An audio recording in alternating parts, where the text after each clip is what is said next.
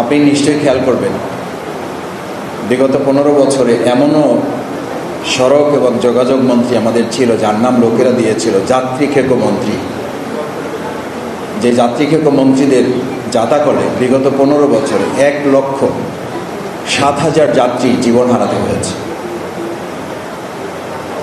আমাদের শুধুমাত্র বাসের নিচেই যে জীবন দিয়েছে তা তো নয়, আমাদের রাজপথে আমাদের ভাইদেরকে, আমাদের বোনদেরকে গুলি করে তো হত্যাও করা হয়েছে। এই রাজপথ তো আমাদের রাজনীতিবিদদের, সরকারের হাতে নিরাপদ ছিল না। শুধু বাস চালক না, শুধু ট্রাক চালক না, এই রাষ্ট্রের পরিচালনায় যারা চালকের দায়িত্ব পালন করেছেন বিগত 15 বছরে তারা এই রাজপথকে আমাদের সাধারণ মানুষের জন্য তারা এটাকে অনিরাপদ করে তুলেছিলেন। এবং সর্বশেষ জুলাই আগস্টের গণ অভ্যুত্থানে এই রাজপথেই তো আমাদের ভাইদেরকে গুলি করে হত্যা করা হয়েছে। আমি এই জন্য বলছি যে নিরাপদ সড়ক যাওয়ার সাথে আমাদেরকে নিরাপদ শাসক পাইতে হবে। নিরাপদ শাসকের জন্য নিরাপদ একটা রাষ্ট্র আমাদেরকে দিতে হবে। কারণ প্রিয়নবী মুহাম্মদ রাসূলুল্লাহ সাল্লাল্লাহু আলাইহি সাল্লাম শুধুমাত্র দেখেন মদিনা রাষ্ট্র বিনির্মাণ করে তিনি শেষ করেন নাই, তিনি রাস্তারও একটা নীতিমালা বিনির্মাণ করেছেন। রাস্তা থেকে যদি কেউ একটা কাঁটা তুলে নেয় তাহলে বলা হয় জান্নাতে যাওয়ার জন্য ওটাই যথেষ্ট। সুবহানাল্লাহ। ইসলাম নিরাপদ সড়কের জন্য কতটা চমৎকার বিধান দিয়েছে। রাস্তায় যেন অযথা দাঁড়িয়ে কেউ গল্প গুজব না করে, পথচারীদের যেন কেউ বিরক্ত না করে। ইসলামের বিধান, ইসলামের বিধান দেওয়া হয়েছে কোন ডান পথে হাঁটতে হবে, কে বাম দিকে হাঁটবে, ঠিক করে দেওয়া আছে। কেন? রাসূল করিম সাল্লাল্লাহু আলাইহি সাল্লাম অপ্রয়োজনীয় একটা শব্দ এই মানব জাতির জন্য কাজে ব্যবহার করেন।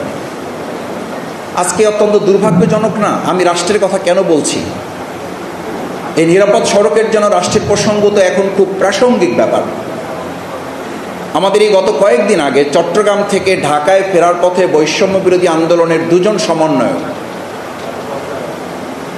তাদেরকে হত্যার উদ্দেশ্যে আমরা এখন বিভিন্ন সূত্রে জেনেছি তাদের পিছনে ট্রাক লিকে লাগিয়ে দেওয়া হয়ে রাস্তায় তাদেরকে হত্যা করার জন্য। আমরা ধিক্কার জানাই এবং তাদের বিচার চাই।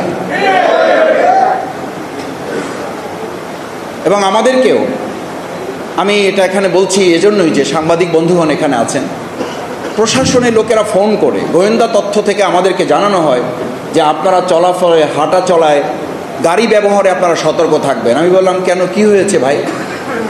আমাদের সেই যাত্রী খেকো মন্ত্রী তো আর এখন নাই, কিছুটা তো নিরাপদ সড়ক আমাদের হয়েছে। বলছে মাসুদ ভাই শুনলে অবাক হবেন, একসময় আপনাদেরকে রাস্তায় গুলি করে হত্যা করার প্ল্যান ছিল, এখন আপনাদেরকে গাড়ি চাপা দিয়ে হত্যা করার ষড়যন্ত্র করে একটা গোষ্ঠীকে এই দেশে নামিয়ে দেওয়া হয়েছে, একটা ষড়যন্ত্রকারী দলকে এখানে নিয়োগ দেওয়া হয়েছে, তারা এই কাজটি সম্পন্ন করবে। কত দুর্ভাগ্যজনক একটা রাষ্ট্রে আমরা বসবাস করছি। আমাদের নিরাপদ প্রতিবেশী নেই, তারা আমাদের পতাকে আগুন লাগাচ্ছে, পতাকে আগুন লাগিয়ে আমাদের দেশটাকে অনিরাপদ করে তুলছে। তারা আমাদের হাইকমিশনকে ঘেরাও করে ভাঙচুর করছে। এটা কোন দেশ? এটা কোন প্রতিবেশী?